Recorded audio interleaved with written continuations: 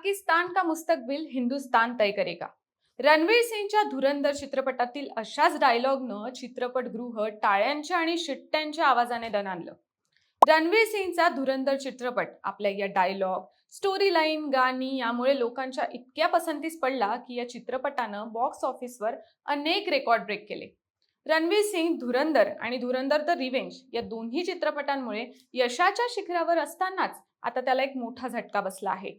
FWICE म्हणजेच federation of western India सिने एम्प्लॉईजने रणवीरवर बॉलिवूड इंडस्ट्रीत बंदी घालण्याचे आदेश दिले आहेत.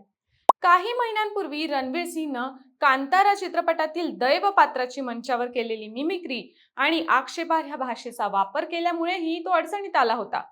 धार्मिक भावना दुखावल्याप्रकरणी त्याच्यावर FIR ही दाखल करण्यात आली होती. पण बंदीचा अलीकडील निर्णय रणवीरसाठी मोठा धक्का मानला जात आहे. बंदीच्या या आदेशामागचं नेमकं मूळ कारण काय? FWICE नक्की काय आहे? या आदेशामुळं रणवीर सिंगला आता बॉलिवूडमध्ये काम मिळणार नाही का? आणि याशिवाय असाही एक प्रश्न निर्माण होतोय की आउटसाइडर असलेल्या रणवीरचं यश पाहून इंडस्ट्री त्याला टार्गेट करत आहे का? हा नेमका विषय काय?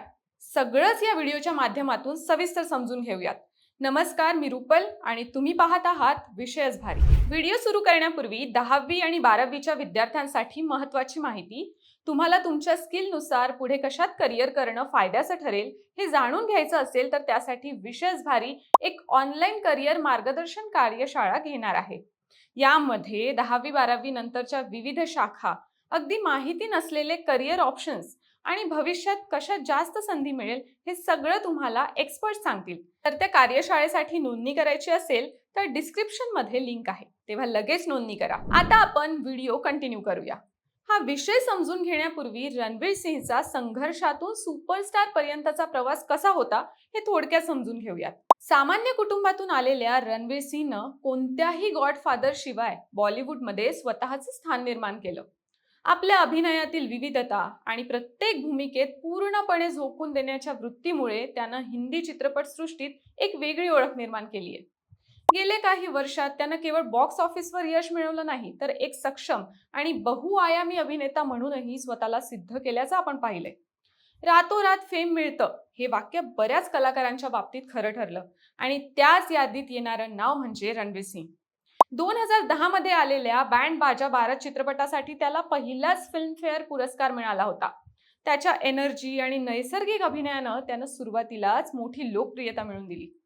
पदार्पणानंतर रणवीरनं विविध आव्हानात्मक भूमिका स्वीकारत स्वतःची एक वेगळी छाप निर्माण केली.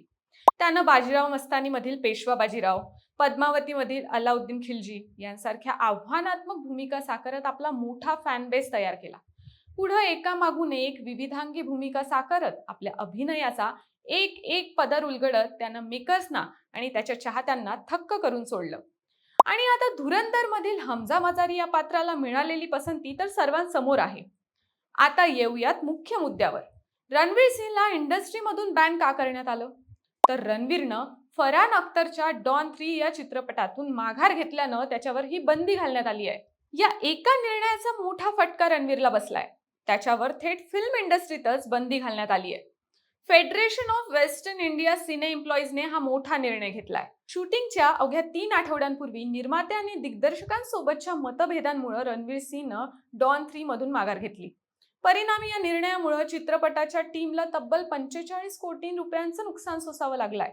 या प्रकरणी फरहान अख्तरनं फेडरेशनकडे तक्रार दाखल केली. मुख्य म्हणजे वारंवार चर्चेसाठी बोलावूनही प्रतिक्रिया न दिल्यानं FWICEनं थेट बंदीचे आदेश दिले आहेत. इंडस्ट्रीतल्या कोणत्याच व्यक्तीने त्याच्याबरोबर काम करू नये असे निर्देश जारी करण्यात आले आहेत. त्यामुळे रणवीर आता खरंच कोणत्या चित्रपटात काम करू शकणार नाही का असा प्रश्न त्याच्या चाहत्यांना पडलाय. या घटनेमुळे सोशल मीडियावर नेटकऱ्यांमध्ये विविध चर्चा होत आहेत. रणवीर बॉलिवूडमध्ये खरंच कोणतंच काम करू शकणार नाही का आणि त्याला मुद्दाम टार्गेट केलं जातंय का असा प्रश्नही काहींनी विचारला आहे. हे समजून घेण्यापूर्वी बंदी घातलेली FWICE ही संघटना काय आहे हे जाणून घेणंही तितकंच महत्त्वाचं आहे. Federation of western India cine employees ही भारतातील सिनेमा आणि टेलिव्हिजन कामगारांची मुख्य व्यापारी संघटना म्हणजे ट्रेड युनियन आहे आणि सर्वोच्च संस्था देखील आहे. संस्थेच्या वेबसाईटवरील माहितीनुसार संघटनेची स्थापना 1956 मध्ये झाली होती. ही संघटना आपल्या सदस्यांच्या हितसंबंधांची जपवणूक करण्याबरोबरच कलाकार, तंत्रज्ञ आणि प्रोडक्शन स्टुडिओ यांच्यात उद्भवणारे वाद मिटवण्यासाठी मध्यस्थ म्हणून काम करते. आता जाणून घेऊयात या बंदीचा नेमका अर्थ काय. फेडरेशनने घातलेल्या या बंदीनुसार चित्रपटाशी संबंधित कर्मचाऱ्यांना आणि इतरांना शूटिंग किंवा निर्मिती दरम्यान रणवीर बरोबर काम न करण्यास सांगण्यात आलंय. चित्रपट निर्मिती मोठ्या प्रमाणावर या कामगारांवर अवलंबून असल्यानं अशा निर्णयामुळे रणवीरच्या सध्या सुरू असलेल्या कामात आणि आगामी प्रोजेक्ट्समध्ये व्यत्यय निर्माण होऊ शकतो. FWICE चे जनरल सेक्रेटरी अशोक दुबे यांनी पत्रकार परिषदेत सांगितलंय की आम्ही रणवीर सिंह सोबत काम करणार नाही. मग तो कॅमेरामॅन असो, स्पॉट बॉय असो, लाईटमॅन असो किंवा आमच्या बाजूचा अन्य कोणीही असो. हा वाद सुटेपर्यंत हे असहकार आंदोलन सुरूच राहील.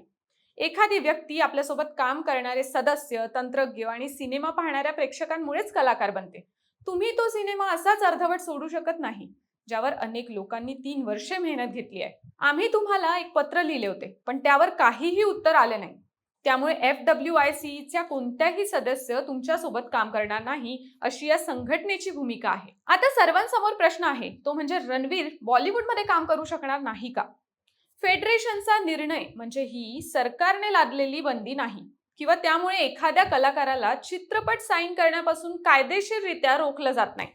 त्यामुळे या बंदीचा अर्थ असा नाही की रणवीर सिंह यापुढे बॉलिवूड चित्रपटांमध्ये काम करणार नाही. पण माध्यमांनी दिलेल्या माहितीनुसार जोपर्यंत डॉन 3 चे निर्माते एखाद्या निष्कर्षापर्यंत पोहोचत नाही तोपर्यंत रणवीर भारतात नवीन चित्रपटांचं शूटिंग किंवा निर्मिती करू शकणार नाही. रणवीरला व्यक्तिशः हजर राहून आपली बाजू स्पष्ट करण्याची संधी अनेकदा देऊनही त्याने प्रतिसाद दिला नसल्याचा दावा फेडरेशनने केला आहे. तर डॉन 3 ची निर्मिती करणाऱ्या एक्सेल एंटरटेनमेंटला रणवीरनं नुकसान भरपाई म्हणून 45 कोटी रुपये द्यावेत अशी मागणीही केली आहे. हे प्रकरण अनेक दिवसांपासून चर्चेत आहे, पण पहिल्यांदाच या प्रकरणावर रणवीर सिंहची ही प्रतिक्रिया समोर आली आहे. रणवीर जाणीवपूर्वक या प्रकरणी मौन बाळगून होता असं त्याच्या टीमने स्पष्ट केलंय. अशी प्रकरणं तो सार्वजनिकरित्या नाही तर परस्पर चर्चेतून आणि सामंजस्यातून सोडवू इच्छितो असं म्हटलं गेलंय. बॉलिवूड अभिनेता रणवीर सिंहने आपल्या अधिकृत प्रवक्त्याद्वारे प्रतिक्रिया दिली आहे. आपण सिनेसृष्टी आणि डॉन सिनेमा फ्रँचायझीशी जोडलेल्या प्रत्येक व्यक्तीचा नितांत आदर करतो असं त्यानं म्हटलंय. जारी करण्यात आलेल्या एका निवेदनात असं म्हणण्यात आलंय की डॉन 3 सिनेमाबाबत नुकत्याच झालेल्या घडामोडींच्या पार्श्वभूमीवर रणवीरनं जाणून बुजून मौन बाळगणं पसंत केलं होतं. व्यावसायिक चर्चा आणि वैयक्तिक संबंध हे परस्पर आदरानं हाताळणंच सर्वात योग्य असते असं त्याचं म्हणणं आहे.